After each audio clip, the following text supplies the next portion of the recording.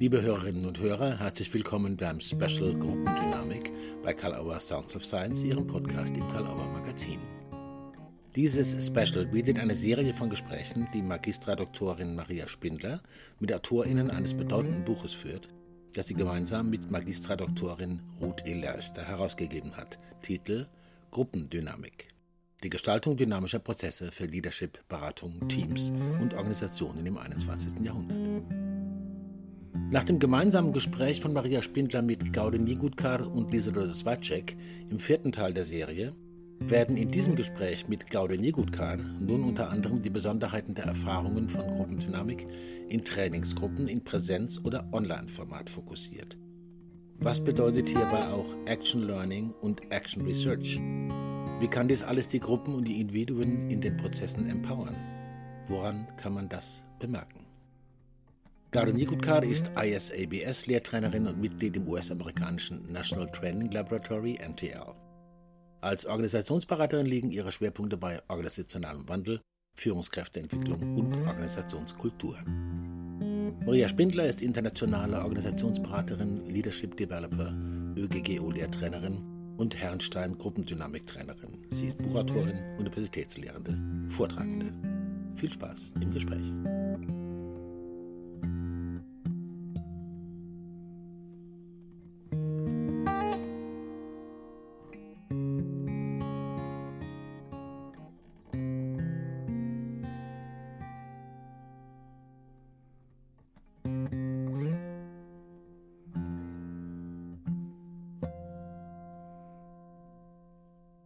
Ich sage erst ein paar Sätze auf Deutsch and then I will talk some sentences in English because this interview today will be taken in English language and I explain you why. Dieses Interview wird auf Englisch aufgenommen und ich werde erklären, warum.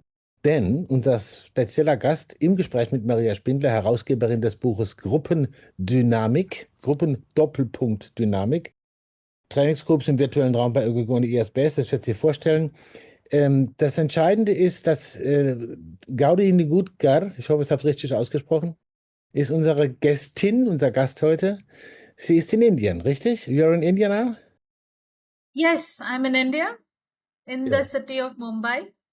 God bless the internet. Thank you that you're here. Gauri Nigudkar, I think Maria will introduce you to here, and we referred to a book that Maria gave out or just edited in the Carl-Auer company, especially on group dynamics and about what is important for leading and for group dynamics and for organizations in the 21st century. Very, very good things. And you have a part in it. So once again, to the German people listening to us, I hope you understand the English, and if not, let be helped by your group that surrounds you.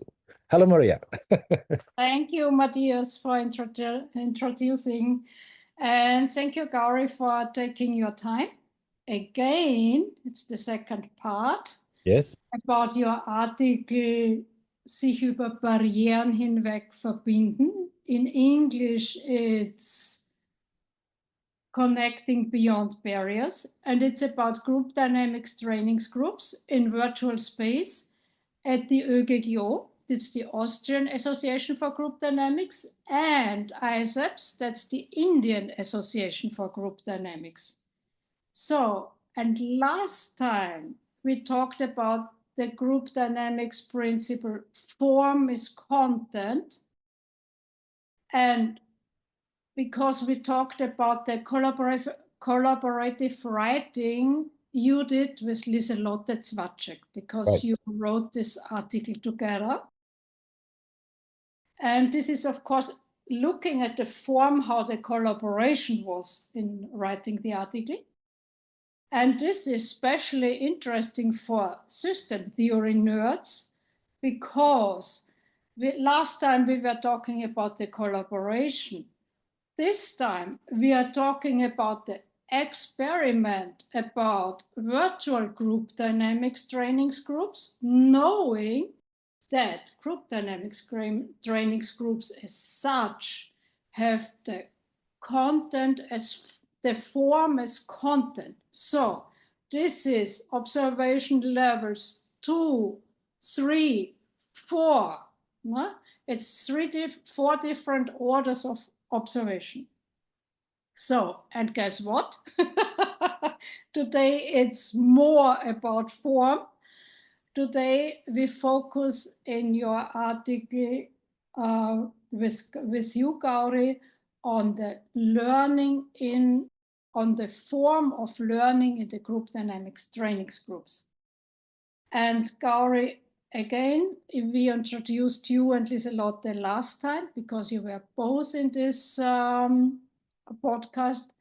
You are an ISEPS teacher trainer for group dynamics. It's the Indian Association for Group Dynamics, and you are a management trainer and an organizational consultant. So today, I said just before, we focus on your experiment, and we focus on the virtual group dynamics trainings groups, and we compare it to the face-to-face group dynamics trainings groups. So, are we ready to dive in? So, the learning principle is, I call it in short, but you will explain it more comprehensively. We call it action and reflection. And you dived much deeper into this matter because you started in the article at the root of action learning and action research. And I would like you to start at the theoretical part. What is action learning and action research, and how is it connected to the group dynamics trainings group? Your part, Gauri. So hello to both of you again, and thank you for inviting me back on your podcast. It's a pleasure talking to both of you, and also to the listeners who are out there. Coming to the question that you have asked about action learning. So let me just repeat the question and see if I've understood it correctly. You would like me to talk about how action learning and action research are connected with group dynamics training labs that happen. Yeah. Is that right? Yeah, great. Okay. So the way I see it is, group dynamics is a lot when the group dynamics labs are happening. The framework that we are using is actually only action learning. There is no action research that happens in that moment. The difference between action research and action learning, according to me, is action learning is in the moment. Whatever is the experience, we are learning from it, and we are then reframing our own understanding of what should be the next action. So it's experience, reflection, and then action. That's what action learning is all about. But action research to me is also about simultaneously diving deeper into the subject matter. So one is researching the subject, putting it into action, looking at the experience and what has unfolded, then taking another action while simultaneously also researching the pros and the cons, the impact, looking at the risks, looking at the how to mitigate those risks, etc. So group dynamics per se, in my opinion, is action learning. Mm-hmm. But what we did during the COVID times, both at ISAPS and at UGO, was a lot of action research and action learning moving parallelly. Mm-hmm. And we will come soon to this because you worked on your articles on two different levels. One is on action research and action learning, and the other one is on action learning. And action research is that you did this experiment with virtual group dynamics trainings groups while doing the action learning in the group dynamics trainings groups. And this is very interesting because the one is you call it we went into an experiment. No? The experiment is how can we conduct virtual group dynamics trainings groups? And Yes. maybe we start with this, on how you did this, what the framework was, what we call the scope for the learning. Right. Know that it's a research at the same time. That's right. That's right. So the framework, the scope of your virtual experiment group dynamics trainings groups. This is what we want to know about now. I think the scope emerged gradually. The trigger for experimenting with the virtual medium to bring group dynamics to the participants or to the learners came because of COVID, so we already had a group dynamics event planned, and COVID put a stop to all that because all of us were confined to our homes, etc. But there were people who were keen on doing the group dynamics work. It was everything about self, and therefore to cater to the participants who were eager to learn, the scope, the trigger came in from there. But I think the scope emerged very slowly because none of us were very clear about, how to use the online medium. So some basic understanding was there, but at that time, the technology was not as advanced as it is today.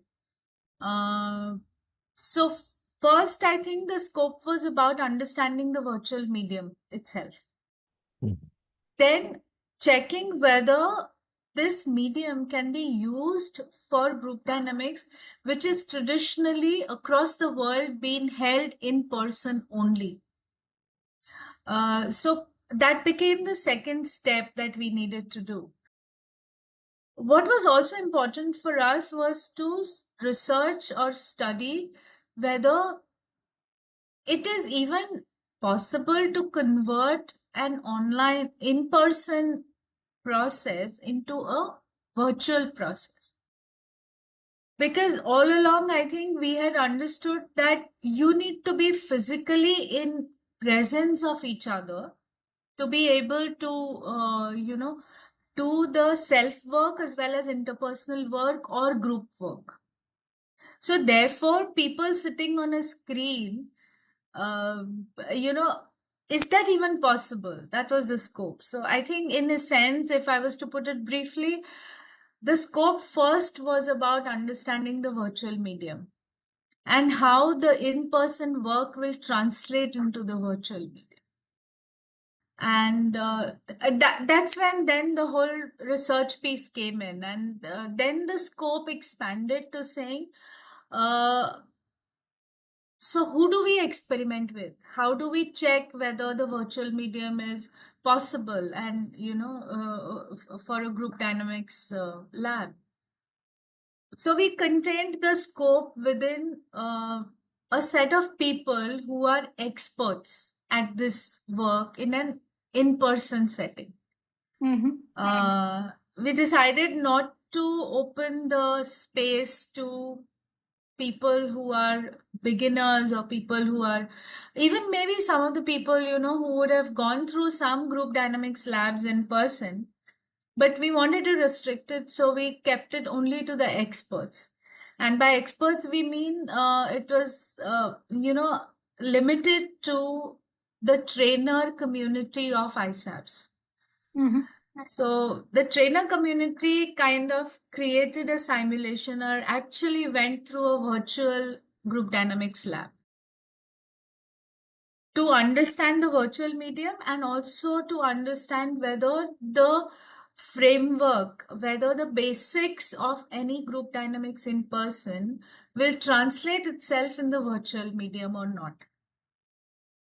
So I'll just take a pause here and check with you whether I'm answering your question or am I going off track?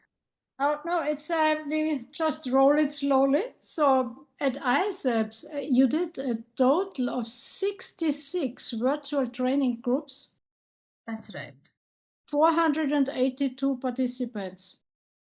between That's right. May 2020 and September 2021. That's right. What do your article is really very rich in terms of insights. What do you consider the most important results in terms of framework? What is very important for this framework and the scope? What do people have to consider? Because this scope is so important, because within this scope can this action learning take place. And this action learning means take ownership for your own learning, self-empowering, self-organizing, and self-management. So means this scope is so very important, the framework. What is the main outcome for you where you say, this is what I would like to share here? The main outcome, what is important when you want to conduct virtual group dynamics trainings groups?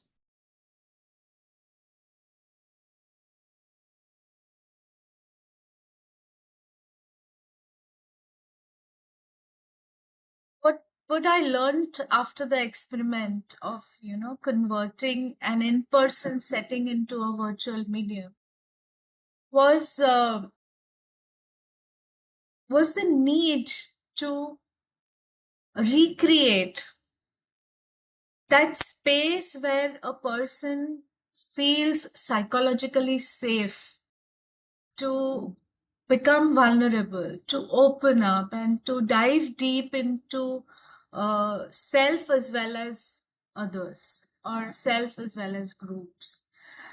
And in an in-person setting, the psychological safety gets created because people come in, they have seen each other, they know, okay, all of them are going to be a part of the same setting. So there is enough time to warm up, informal warm up. But in the virtual setting, that is not available. And that was one of my most important tasks. So after the first scope where we did it with the trainers, it emerged for us that for people who have not been through any group dynamics process, their psychological safety has to be looked into. So that became a very, very important part of my experiment. And that creation happened through orientation calls. So typically in ISABs, we have never ever revealed in terms of what happens in a group dynamics lab.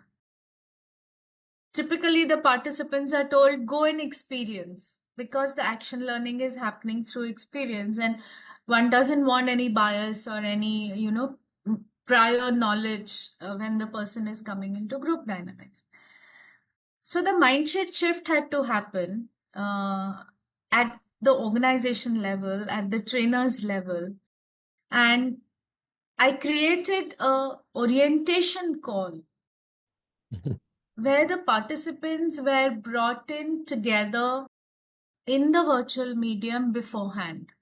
Mm-hmm. So it was a pre-lab kind of an orientation call that I had designed, where explaining these aspects of psychological safety, helping them, become familiar with each other, at least the face and the names, etc., was very important. That's the typical time that one gets, before a GD starts. Mm-hmm. When you have come in and, you are just waiting for the GD to start, but you're talking to each other informally. So Yeah. here, that space got created. So I think that became a very important point, a highlight for me and for all of us as an organization, that creating psychological safety is important. And it was not just with the participants. I'll just take a minute more and complete. That aspect had to be created with the organizations as well. So as the person who was managing this entire virtual medium, I made space to talk to the clients.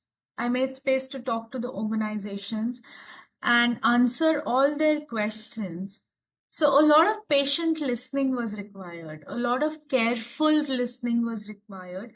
And a lot of sensitivity was required at that time to help them also become uh, attuned to or become more positive towards the virtual medium, so that they could nominate people for a group dynamics lab.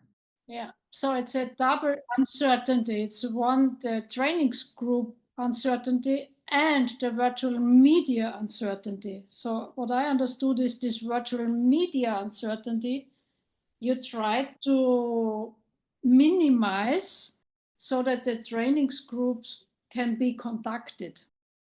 That's right. Yeah. That's right. Yeah. Another thing that I did, Maria, in this case was from scope point of view or from learning point of view, I think for the first time it became important for us to have a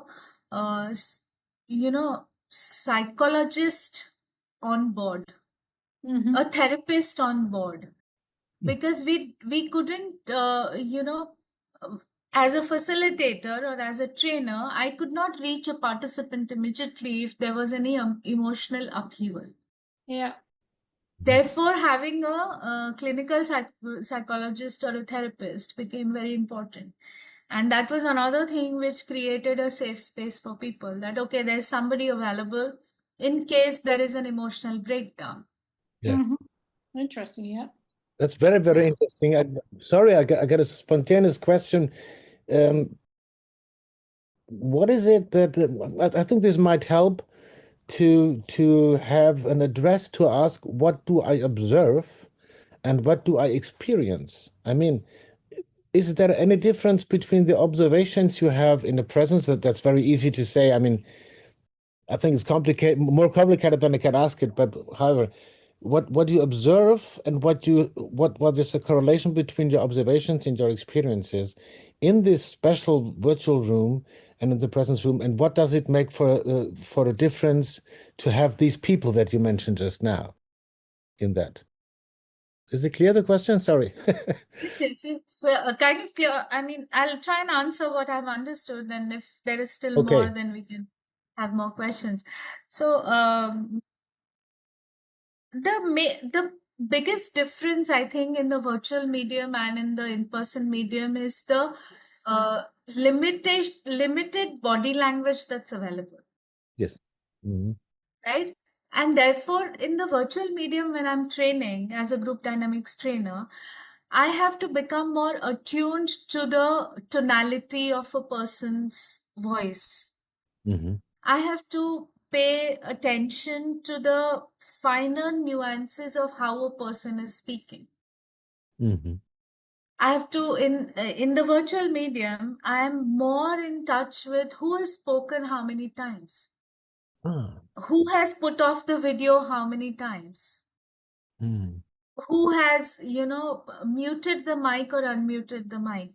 So the technology piece also, as a trainer, I have to pay more attention. So these are the finer details, muting and unmuting. There are times when there are some participants who keep muting and unmuting their speaker. Because one of the instructions that we give is, when you're not speaking, it'll be nice if you keep it on mute so that there is no background noise. First, we tell them, sit in a place where you will not be disturbed, etc., where there is no noise. But then they mute and unmute. So noticing that also becomes very important. And it's only here and above, the neck and above, that's really visible all the time. Therefore, what am I picking up through that? It's very, very interesting. So there was one group dynamics lab that I was doing, in which I kept thinking that this person this person kept shaking his head from side to side, left side, right side, left side, right side, and then would become still at some point in time. And I used to wonder what's going on for this person. So I asked him, I said, are you shaking your legs by any chance? And because I see you doing, shaking your neck from left to right. And he was shocked and he said, how did you know I was shaking my leg? Yeah. So I had to trust my intuition also a little bit based on my experience as a trainer that, this is something going on which is being expressed through the body. Okay. So in the virtual medium, as a trainer, just like in person, you have to trust your gut. But the body reactions are more available. In virtual medium, they are not. Mm-hmm. But people who keep muting and unmuting themselves, I often ask them, so and so I'm noticing that, you are muting and unmuting your speaker frequently. Is there something that you want to say, or are you holding back? And then the person speaks. So, these are the differences between the in-person and the virtual. Yeah. Mm-hmm. Yeah, so how they use the virtual technology becomes content, no? It's what I... Absolutely. Yeah, thank you, yes. Yeah. Mm-hmm. Yeah. And also what you said, listening to you called it in the article, nach innen hören, listening to your inner voice. No? So this is what you were talking about now with shaking the hand and connecting it with the feet, is like an intuition Yes. came up with because of your experience. No? Absolutely. Yeah. Could Yeah. you say something to about this listening to your inner voice? What was the most important, how can I say, topic for trainers? Yeah. The most important, Maria, for the trainers was to break out of their mindset that this cannot happen virtually. Mm-hmm. Yeah. Mm-hmm. Because everyone was so tuned into the in-person aspect of it. One of the biggest concerns that the trainers had was there is no eye contact, no direct eye contact. So I might be looking at a participant and I might think that the participant is looking at me, but the participant might be looking at someone else. Because in the virtual medium, in the gallery mode, you might be on the left side of my window, but you might be on the right side of someone else's window. So even the seating is not at the same place, So Mm-hmm. eye contact is not possible. And that was one of the biggest concerns that the trainers had. Body language is not available. That was the second concern. So that mindset change had to happen. That is it only eye contact that helps you facilitate, or is it only eye contact which helps you get in touch with your intuition, with your inner voice? So it was first dealing with our own inner voice which was saying no, this is not possible. Mm-hmm. Mm-hmm. That was the first start. So mindset shift happened, and then helping the trainers shift their own understanding of how they facilitate, how they get in touch, helping them recognize that I don't use only body language or eye contact as as my gut feel or as my trigger for interventions. Helping them realize that I use many other faculties as a trainer when I'm intervening. Mm-hmm. And that happened. And then the trainers started getting in touch with what they were feeling at a gut level, what they were picking up, what they were sensing. So sensing became quite important. And they had to trust their own sensing and intuition. Mm-hmm. Yeah. Yeah. You came with Liselotte to the conclusion virtual trainings groups can only be an additional approach. They cannot replace face-to-face trainings groups. Why did you come to these conclusions? What was your finding? You talked about it already, but why do you think it can't be replaced? I think one of the biggest things that I realized at the end of the experiment was that to do deep self-work and to understand groups in a deeper reflective way, it's important that a person removes himself or herself from the everyday setting and moves into a space which is very specifically created and is conducive for that kind of reflection. Mm-hmm. In a virtual medium, what happens is the person is back into his everyday world in a split second. Yeah. And therefore, there isn't any space or emotional distancing from the everyday world. Mm-hmm. So even in group dynamics, which are non-residential, when a person moves out of the group dynamic labs, there is still time when the person travels home to his residence or her residence or office or wherever the person is going. There is a window that is available where the person can absorb and internalize what they have experienced and what they have learned from that experience. Mm-hmm. In the virtual medium, it's very difficult. Most often people are joining a group dynamics lab from their home space. So at the click of the button, when the lab is over, everything is finished and the person immediately goes out into his everyday world.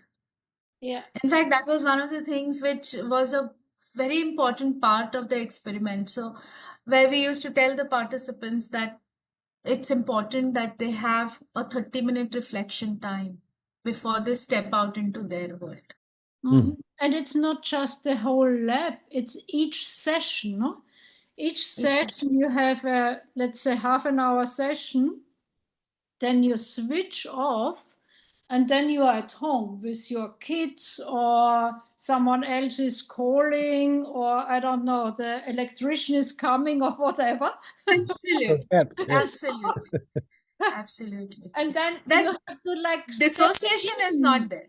Yeah, and otherwise you go out in the break rooms and then you meet the other people, you talk to them. Was this a stupid session or a great session or whatever? You're still in Absolutely. the content, yeah?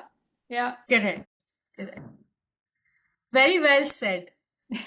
That's the reason I think it's in-person cannot be replaced with virtual, but it Yeah. can become an additional support system. Or it can also, for example, I experimented with short duration sessions. So there was something which is called empathy circles that we did online Mm-hmm. in the virtual medium. And that became a major support system for people during the COVID. Because Yeah. they could come in and they just had space where they could offload and be heard, and people reflected back to them what they had heard, and that was sufficient for people. And those used to be a 1 hour, 1.5 hours, 2 hours kind of sessions where so it virtual medium I think is a great support space, Mm-hmm. but it's what not a complete platform. Yeah, what I understand also, it's more difficult to do interventions as a trainer, but also for the participant, it's not so easy to dive so deep and to look at their own internal patterns you bring with. Yes. So it means the learning on oneself can't go so deep. True, true.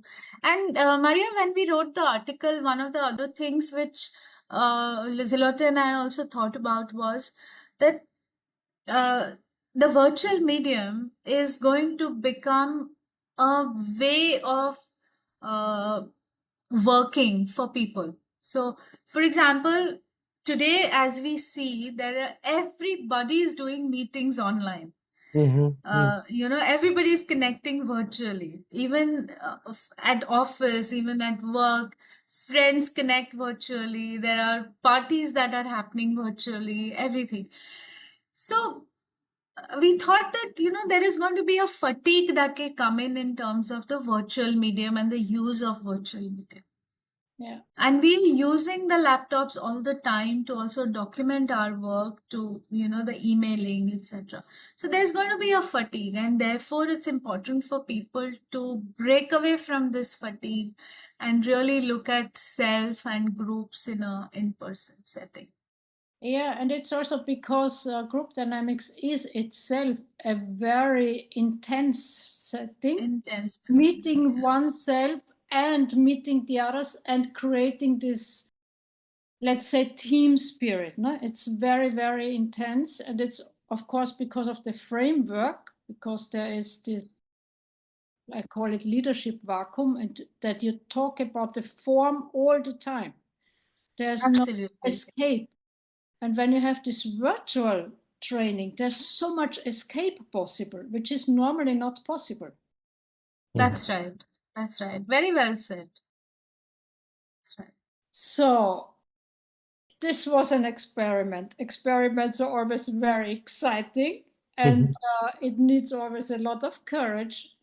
What was the greatest challenge for you in this virtual teams, and how to do the research on your own and with your work?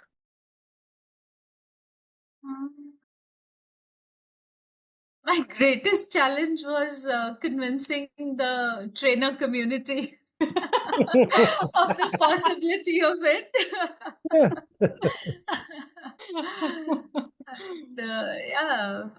And, not to get frustrated with their questions, with their concerns and their fears. I think I learned a lot of patience during this experiment.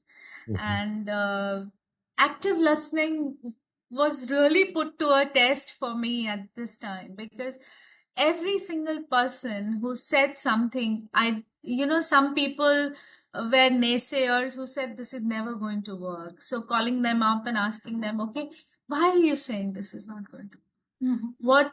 What are your points? What are you seeing? And looking at every single input as or every single feedback as an opportunity or as a possibility or something that needs to be looked at. So for me, holding that space, I think convincing my fellow trainers, keeping my patience, and active listening, 3 things I would say were the highlight for me during this experiment. Yeah, because it could come out. We don't need the normal trainings groups any longer. No, we can do everything virtual. Would mean the whole, let's say, the whole community has to shift their abilities how to make trainings in the future. It's also a big shift for all the trainers. No? Yeah. True. All right. I think I don't want to break down your next question, maybe, but I have always this bad job to look at the time, of course. But there is one question left over. I think you know it, Gauri. It's the Carl-Auer Sounds of Science question, and I want to give it to you and also to Maria, because you both have a new talk now today, and maybe you had some preparation, some ideas what will be talked about, and suddenly you find there is one question I missed. There is one topic I missed, and if there is, you can together or both personally say, I just have that question asking to myself, or that topic, bring it up. If there is one. I have one question Mm-hmm. to you, Gauri. I also did virtual training groups, and I had a feeling when a session is over and we switch off, I was really afraid that the people are sitting at home completely alone, and so they had a conflict in this session, and no one is there. So this was I thought, gosh, now we had this conflict, or this happened, or the person didn't say anything for 1.5 hours. What's going on with this person? Did you have a similar experience? Yes, Yes, Maria, I think that was one of the biggest fears that we had, that, how do we take care of the participant? Yeah. If a participant is going through something, and that's where the whole, having a psychologist who is on standby, a therapist who is on standby, etc., happened. Mhm. But what happened for me and for my fellow trainers, or for all of us as an organization and a mindset, was saying that it's, let us trust the process and let's trust the participant to take their responsibility. Yeah. That's also learning. We think that, as trainers, we can, if we are present, we are accessible and the person will reach out and we can take care of the person and, not let the person break down. But this was one of the biggest shifts that as trainers we had to do. We had to trust the process, and we had to trust that they will take responsibility for themselves and create safe conditions and enough support system where they know who to reach out to. Yeah.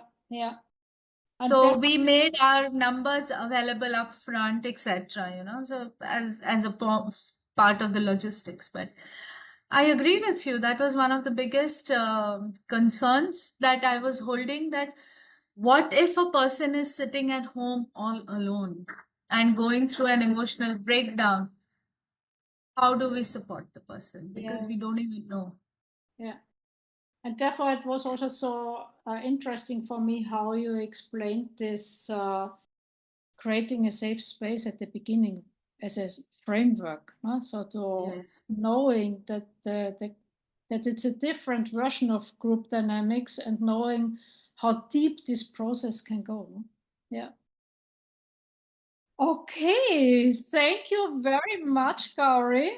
Thank you. For your time and for your insights. The article is called Beyond All Barriers.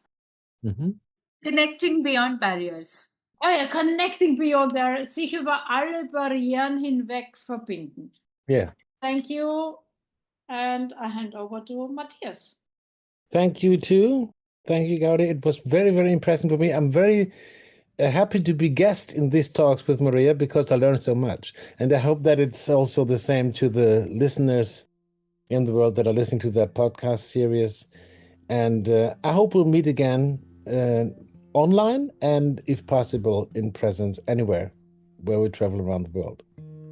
Thank you for your... Pleasure being with you. Thank you. And thank you that you're within the book, Thank you very much, especially from the Carl-Auer company. Thank you, Maria. And thank you, Gauri. Bye-bye. Bye-bye. Maria Spindler und Gauri Nigudkar bei Carl-Auer Sounds of Science im Special Gruppendynamik. An dieser Stelle wie immer der Hinweis auf alle Podcasts, Blogs, Beiträge im Carl-Auer Magazin und natürlich aufs Programm. Sie finden alles unter carl-auer.de. Stöbern Sie auch in den aktuellen Neuerscheinungen und selbstredend im Magazin. Und stöbern Sie auch in unserem Veranstaltungskalender mit den interessanten Angeboten, Seminare, Kongresse, alles, was dort seinen Platz finden soll. Danke für die Aufmerksamkeit und bis zum nächsten Mal bei Carl-Auer Sounds of Science.